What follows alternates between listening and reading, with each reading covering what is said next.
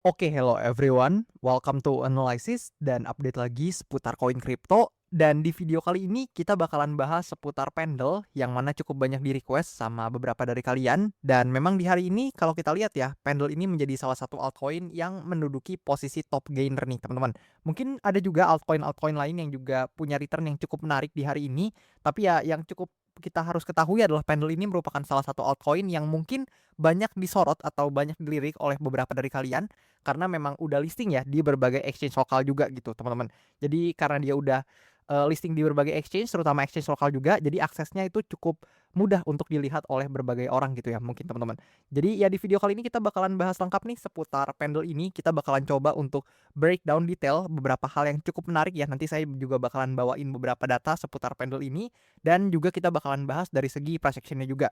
So tentu sebelum itu disclaimer dulu bahwasannya video ini sama sekali nggak bermaksud buat mengajak siapapun menjual ataupun membeli aset tertentu dan juga sama sekali tidak bermaksud untuk mempromosikan aset tertentu.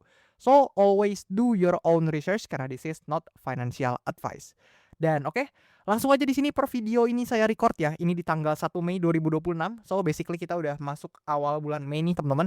Dan kita bisa lihat per saat ini Pendle ada di harga sekitar 1,57 US dollar per koinnya. Dan tentu ini sangat mungkin berubah-ubah ya teman-teman, atau sangat mungkin aja ini berubah gitu, baik bisa naik maupun bisa turun ya, karena harganya lagi cukup volatile nih, yang mana dalam 24 jam terakhir kalian bisa lihat sendiri lah ya menguatnya berapa persen gitu, sekitar belasan persen. Dan di sini mungkin saya bakal coba kasih lihat dulu ya untuk price action-nya di sebelah sini. Nah, ini adalah gambaran chart untuk saat ini ya buat Pendle, di mana kita bisa lihat dalam beberapa waktu terakhir Pendle ini mengalami penguatan yang lumayan signifikan lah ya dalam 3 minggu terakhir nih, atau ya lebih kurang 3 candle terakhir ya. Ini di weekly time frame saya pakainya teman-teman, which is 3 candle terakhir ini bullish-nya cukup kencang, dan kita bisa lihat nih 3 candle terakhir aja di weekly-nya nih naiknya 50% lebih gitu ya. So, kalau kita coba lihat ke daily-nya ya teman-teman juga bisa menemui bahwasannya memang ini lagi mengalami kenaikan yang lumayan signifikan di short term-nya teman-teman.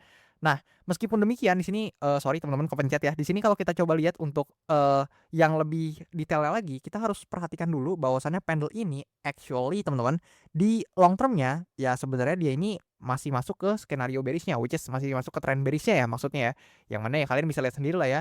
Ini sebenarnya masih part of penurunan ya gitu. Teman-teman masih bisa lihat di sini ya secara tren memang mengalami yang namanya penurunan, dan bahkan actually Pendle juga sebenarnya sangat disayangkan sih ya ketika dia breakdown di area yang di sebelah sini ya, yang mana pada saat itu kalau kalian perhatikan nih di sebelah sini, nah kemudian di sebelah sini juga, and then di sebelah sini juga, di sebelah sini juga, jadi udah bertahan berkali-kali di area di sebelah sini ya, which is kalau kita coba lihat range-nya nih di sebelah sini. Nah, kalian bisa lihat range-nya tuh di sekitar 1,8 sampai 2 US dollar per koin ya pada saat itu, which is harga per koinnya di sekitaran segitu teman-teman. Dan ya ketika dia breakdown di area ini ya sangat disayangkan gitu ya. Kalian bisa lihat sendiri dropnya cukup signifikan gitu. Tapi ya somehow setelah dia hit ke area supportnya, which is di sebelah sini kalian bisa lihat ya cukup banyak juga sentuhannya. Ternyata ada rebound yang lumayan menarik untuk diperhatikan ya teman-teman. Dan itu mungkin yang memicu nih banyak juga requestan dari kalian yang masuk seputar Pendle ini. So di sini langsung aja kita bakalan bahas untuk beberapa skenario-nya ya teman-teman ya, tanpa basa-basi. Di mana tentu skenario positifnya atau skenario bullish-nya itu adalah ketika Pendle ini bisa naik lagi nih atau bisa menguat lagi, at least testing ke area resistance-nya yang di sebelah sini teman-teman ya. Karena kalau misalnya dia bisa testing ke area resistance-nya aja yang di sebelah sini, ya di sini masih ada upside, ya kalian bisa lihat ya masih 20-an% lebih gitu untuk upside-nya sendiri teman-teman. Dan itu mungkin jadi suatu hal yang cukup menarik di mata beberapa orang ya. Tapi ingat, saya bukan nyaranin kalian untuk wah beli sekarang kejar harganya, enggak teman-teman ya. Bahkan di sini sebenarnya secara risk reward ratio sebenarnya kalau misalnya targetingnya itu cuman ke supply area di sebelah sini, ini tuh bisa dibilang belum tentu menarik ya. Karena bahkan kalau misalnya kita buatin untuk setupnya, let's say seperti ini teman-teman. Nah, let's say ya, ini ada orang yang mungkin, wah bang bisa nih sampai ke area resistance ya di sebelah sini gitu ya. Let's say ada yang kayak gitu. Tapi ya kalian bisa lihat nih ya, ketika mungkin kalian hendak ambil position ya, kalian harus siap ketika memang dia drop lagi ternyata ke area support yang di bawah sini. Dan risk to reward rasionya itu bahkan kurang dari 1. Jadi saya rasa kalau misalnya teman-teman yang chase the pump gitu ya, ngejar harganya, saya rasa nggak terlalu menarik gitu ya. Kecuali mungkin kalian melihat konfirmasi dan sebagainya, itu ya up to you teman-teman. Tapi sekali lagi saya nggak ada saranin jual beli sama sekali. Tapi ya kalian bisa lihat lah ya kalau apa yang saya beritahu ini by data aja, risk to reward ratio-nya tuh actually di bawah 1 gitu. Jadi I think nggak terlalu menarik ya ketika mungkin kalian ngejar pump dan sebagainya gitu ya. Tapi ya sekali lagi up to you teman-teman, ini bukan rekomendasi jual beli, dan itu adalah skenario positifnya ketika memang Pendle ini ternyata berhasil gitu untuk testing kembali ke resistance-nya gitu ya, terlepas dari apakah memang dia berhasil breakout atau enggak gitu ya. Karena ya kalau misalnya dia berhasil breakout dari resistance yang di sebelah sini, ya itu akan menjadi hal yang sangat positif buat pendle karena dia ada chance untuk mengejar kembali ke area resistance-nya yang di atas ini, which is di sekitaran 3,5 US dollar ya. Yang mana ya ini juga merupakan area resistance yang cukup kuat buat pendle gitu kira-kira. Tapi di sisi lain ketika memang tadi kita bahas juga ya atau sempat kita singgung juga ketika dia masuk ke skenario bearish-nya, which is dia ternyata drop lagi atau hit lagi ke area support yang di bawah sini, ya itu akan menjadi skenario bearish buat pendle of course, karena ya dia akan melemah lagi dan justru ada chance untuk dia melanjutkan trend bearish-nya, which is kalian bisa lihat ya trend bearish-nya ini cukup kuat gitu ya sebelumnya. Ya kalian bisa lihat lah ya satu swing ini itu dropnya ya kalian bisa lihat 80% lebih itu ke bawah. Dan ya itulah crypto, itulah altcoin. Jadi teman-teman mungkin yang udah beberapa cycle atau mungkin udah dari cycle lalu lah ya paling enggak itu harusnya udah cukup terbiasa nih sama pergerakan altcoin yang kira-kira seperti ini gitu. Dan di sini perlu kalian perhatikan juga actually ya secara, stochastic RSI ini udah memasuki overbought atau jenuh beli ya, so be aware teman-teman. Dan juga buy volume sebenarnya meskipun kelihatannya ada kenaikan yang lumayan ya, tapi ya so far ini sebenarnya hitungannya masih declining teman-teman. Kalian bisa lihat ya trend volume itu masih cenderung turun. Jadi ya kita atau lebih tepatnya bukan kita sih ya, kalau saya pribadi ini lebih suka untuk menunggu konfirmasi nih, apakah memang dia berhasil breakout atau enggak dari area resistance-nya yang di sebelah sini. Baru setelah itu mungkin kalau misalnya ada hal atau, eee trading setup ya, setup trading yang menarik baru mungkin bisa saya manfaatkan. Itu kalau untuk saya pribadi. Tapi sekali lagi bukan ajakan jual beli sama sekali. Dan di sini mungkin saya bakal ajak kalian untuk lihat beberapa data seputar pendle ya. So, basically yang pertama di sebelah sini. Nah, mungkin buat teman-teman yang belum tahu, pendle ini kan adalah suatu koin atau altcoin di narasi DeFi ya atau decentralized finance gitu. Dan buat teman-teman juga yang mungkin penasaran sama fundamentalnya pendle itu apa sebenarnya dan lain-lain, kalian boleh mampir ke video pembahasan pendle saya yang pertama kali saya upload di sosial media saya teman-teman. Karena di situ saya jelasin cukup lengkap.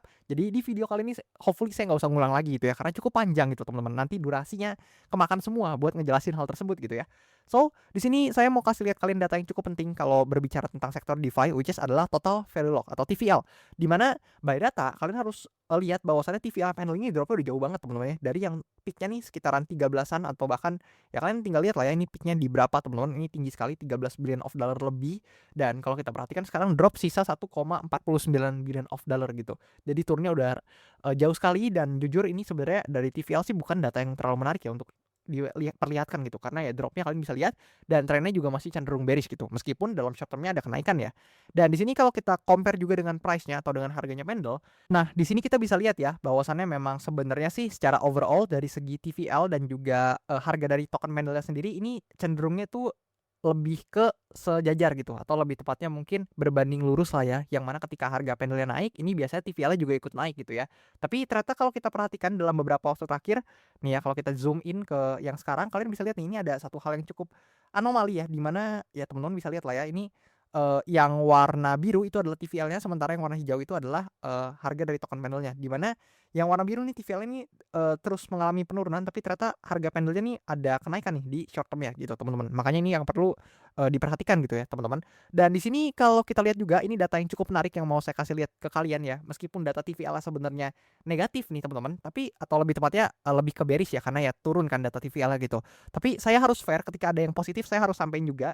Dimana kita bisa lihat dari metrik datanya pendle, kalau kita scroll ke bawah, actually kalau kita perhatikan nih token holdernya kenaikannya cukup signifikan loh teman-teman. Kalian bisa lihat ya ini token holdernya mengalami kenaikan terus-menerus dari waktu ke waktu teman-teman. Dan satu hal lagi yang cukup menarik banget dari POV saya ya adalah financial statement ya. Kalian harus lihat nih.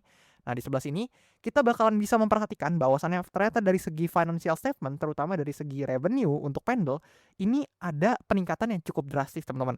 Yang mana kalau kalian perhatikan nih di sebelah sini ya, kalian tinggal lihat deh dari bulan Desember 2025 nih ya. Ini kan dia ratusan ribu US dollar ya untuk revenue-nya gitu ya. Yang mana kalian bisa perhatikan nih untuk nah di sebelah sini ya ini ada revenue. Nah, di sini and then dipotong sama expense gitu ya. Jadilah untuk earnings-nya gitu ya. Nah, kalian bisa lihat nih ya so far ketika revenue dipotong expense ya atau jadilah earnings ya itu ratusan ribu semua, ratusan ribu US dollar lah ya, ratusan ribu dan bahkan kalau kita perhatikan di bulan Maret itu revenue dan earnings-nya itu di sekitar 688 ribu US dollar. Dan yang menarik adalah di bulan April 2026 karena ini saya record di tanggal 1 Mei 2026. So ya datanya belum keluar dan kita bisa lihat nih di bulan April 2026 karena udah closing ya. Jadi ini datanya cukup valid di mana kita bisa memperhatikan earnings-nya pendle atau lebih tepatnya ya revenue-nya ya. Ini ada di angka 1,6 million of dollar, which is meningkat 134,9% dari bulan lalu, which is dari bulan Maret 2026.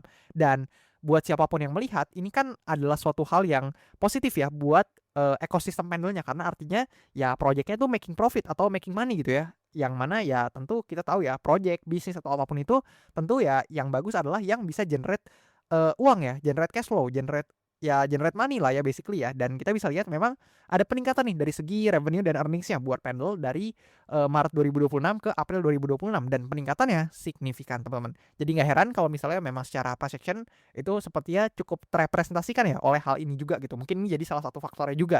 Dan kemudian kalau kita coba cek juga dari sebelah sini, kita bisa lihat ya dari segi atau dari data dari CoinGlass, di sini kita bisa lihat dari segi Pendle liquidation-nya, kita bakalan bisa lihat bahwasannya dalam 24 jam terakhir ada sekitar $577.000 lah ya yang terlikuidasi di Pendle, dan majority ini didominasi oleh short position gitu ya. Mungkin banyak yang kena short squeeze dan sebagainya, yang mana kita bisa lihat ya short position ada sekitar $421.000 yang terlikuidasi di derivatif datanya Pendle ini, dan sisanya adalah long position sekitar $155.000 yang terlikuidasi gitu di derivatif datanya Pendle ini. Dan di sini kalau kita coba cek juga, nah, kalian bisa lihat ya, ini untuk rasionya yang mana of course didominasi oleh short position-nya yang terlikuidasi. Kira-kira seperti itu, teman-teman. Dan kemudian kalau kita coba cek juga nih, mungkin saya mau bawa kalian ke sebelah sini ya. Nah, kalian bisa lihat nih, ini ada suatu quote and quote ya, indikasi atau hal yang bisa kita amati dari on chain ya, di mana ternyata top PNL trader akumulasi ini lagi net inflow teman-teman, di mana kalian bisa lihat nih, ini 1,3 kali di atas rata-rata, which is ada inflow yang masuk, dan ini cukup positif ya, atau cukup menggambarkan hal yang positif di Pendle. Dan yang ketiga di sini, ini saya langsung lompat ke yang ketiga dulu ya, yang mana ada lonjakan volume ternyata, yang mana volume trading hari ini tuh tertinggi sepanjang seminggu terakhir gitu ya, which is di angka sekitar $532.000 kira-kiranya teman-teman. Tapi perlu kalian perhatikan juga nih di poin nomor kedua teman-teman, di mana exchange inflow-nya ternyata juga cukup tinggi ya, di mana meskipun lonjakannya nggak terlalu signifikan, tapi kalian harus perlu tahu ya, ketika ada exchange inflow yang masuk atau yang mulai menguat, itu tandanya ada orang yang masukin barang ke exchange atau ke market ya untuk dijual gitu ya. Jadi ya biasanya kan kalian bayangin nih, kalian punya token kripto di wallet kalian, and then kalian tembak atau pindahin ke exchange, itu kan quote and quote ya, kalian semacam ngasih signal nih ke orang-orang atau ke ya para trader ya mungkin yang mengamati data seperti ini juga, bahwasannya wah ada peluang nih untuk orang tersebut itu bisa jualan di exchange gitu ya teman-teman. Ya kalian kalau misalnya analoginya bawa barang ke pasar, itu yang paling sering saya gambarin ya, kan pasti ya umumnya ngapain gitu kalau bukan dijual gitu ya teman-teman. Nah, itu kira-kira kayak gitu ya teman-teman. Jadi di sini 2,4 million of dollar ini masuk ke exchange, which is 1,5 kali lebih tinggi dari rata-rata teman-teman ya. Karena ya kalian bisa baca nih alasannya seperti yang tadi saya katakan ya, ini bisa aja memang merupakan orang-orang yang mungkin mau taking profit atau mau jualan tokennya ketika memang lagi mengalami penguatan seperti ini. Jadi ya meskipun tadi kita bisa lihat token holdersnya naik dan lain-lain, atau volume juga naik, tapi ini juga menjadi quote and quote hal yang bisa kita waspadai, kira-kira seperti itu ya teman-teman. Dan di sini juga kalau kita lihat nih data dari sebelah sini, nah kita bisa lihat nih bahwasannya Pendle ini memang suatu altcoin yang banyak di-backing ya teman-teman, atau ya kalian bisa lihat lah ya backers ya atau investornya siapa-siapa aja, ini gede-gede semua teman-teman, venture capital raksasa semua ya, kalian tahu lah ya, Heskey Capital, YGI Labs ya, kalian pasti tahu lah ya ini punya siapa teman-teman, dan ya kalian bisa lihat lah lain-lain, bahkan sampai Tier 4 juga masih ada yang berinvestasi di Pendle ini. Dan basically ini memang salah satu altcoin yang cukup banyak nih di-invest oleh VC raksasa, kira-kira seperti itu. Dan mungkin beberapa dari kalian juga banyak yang nanya ya, "Bang, apakah kalau gitu Pendle ini layak nih untuk diinvestasikan dan lain-lain?" Sekali lagi di video kali ini saya nggak mau ada ajakan jual beli, tapi saya mau kasih lihat kalian ke suatu data di sebelah sini. Nah, ini adalah data di mana ketika kita komparasikan Pendle dengan Bitcoin ya, which is kenapa kita komparasikan dengan Bitcoin, alasannya sederhana, karena Bitcoin sendiri adalah betanya dari crypto market gitu ya teman-teman. Jadi ya bahasa gampangnya sih, atau bahasa bayinya adalah, ngapain kalian susah-susah cari altcoin kalau misalnya performa altcoinnya ternyata kalah sama Bitcoin gitu ya teman-teman, ketika memang sekali lagi ini scope-nya adalah ketika kalian hendak berinvestasi di jangka panjang, kira-kira kayak gitu. Dan kita bakalan bisa melihat bahwasannya by chart ya, secara tren Pendle slash Bitcoin ini chartnya mengalami penurunan. Simple teman-teman. Artinya apa? Ketika long termnya atau chart jangka panjang yang mengalami penurunan, artinya dalam jangka waktu yang ditarik panjang, Pendle itu secara performa itu kalah dengan Bitcoin. Ketika kita lihat chart Pendle BTC ini mengalami penurunan gitu ya. Sebaliknya ketika let's say chart ini mengalami kenaikan, itu artinya kan Pendle-nya berhasil outperform Bitcoin, teman-teman. Nah, itu artinya ya kalau kita lihat ya, ini ternyata Pendle ini salah satu altcoin yang dalam jangka panjang itu relatif kalah sama betanya, which is adalah Bitcoin, teman-teman. Jadi ya kalau kalian nanya saya, "Bang, apakah Pendle ini menarik nih untuk diinvestasikan dalam jangka panjang?" Ya, pertanyaan kalian harusnya sudah lumayan terjawab dengan adanya chart ini, teman-teman. Kira-kira seperti itu. Tapi teman-teman ya, sekali lagi, kan biasanya ada argumen nih, "Bang, tapi ketika ada momen-momen kayak gini nih," which is kalian bisa lihat ya. Nih mungkin saya bisa coba kasih kalian gambaran, teman-teman. Nah, di sebelah sini ya mungkin, saya akan coba kasih kalian gambaran ya, nih biar lebih rapi dikit, teman-teman ya. Nah, let's say di kayak gini, teman-teman ya. Nih let's say kita coba buat dulu untuk lingkarannya. Nah, let's say di momen-momen seperti ini ya, teman-teman ya. Nih di momen-momen kayak gini nih. Nah, ketika di momen-momen kayak gini nih, ketika mungkin dia mengalami penguatan nih, let's say di sebelah sini ya. Nah, atau mungkin di sebelah sini juga nih ketika dia mengalami penguatan. Apakah justru menarik di momen-momen seperti itu? Nah, jawabannya benar, teman-teman. Justru menariknya itu adalah altcoin ketika memang di momen-momen ketika nih terjadi hal-hal seperti ini ya. Nih kalau kita coba sedikit kasih gambaran ya, mungkin kita gunakan Eclipse, teman-teman di sini. Nah, kira-kira kayak gini ya. Nah, di momen-momen seperti ini memang, altcoin ini baru lumayan menarik ya, karena artinya dia berhasil mengalahkan betanya, which is adalah Bitcoin-nya, dan berhasil outperform nih dari Bitcoin-nya gitu. Makanya di momen-momen seperti ini, itu baru lumayan menarik lah, quote and quote, untuk diperhatikan. Karena ya kalian bisa lihat nih, artinya kan dia ngalahin betanya, which is return-nya jadi lebih tinggi dalam periode waktu tersebut gitu, teman-teman.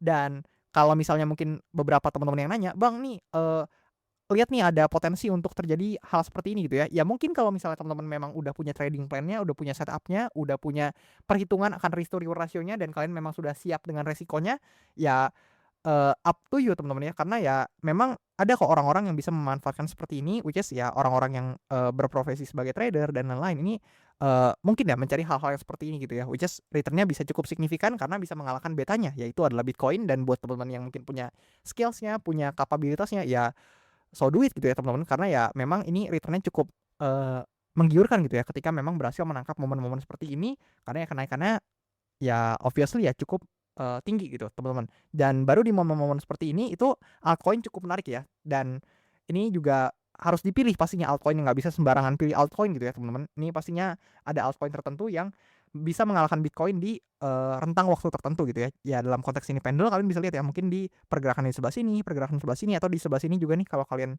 lihat ya nih di sebelah sini.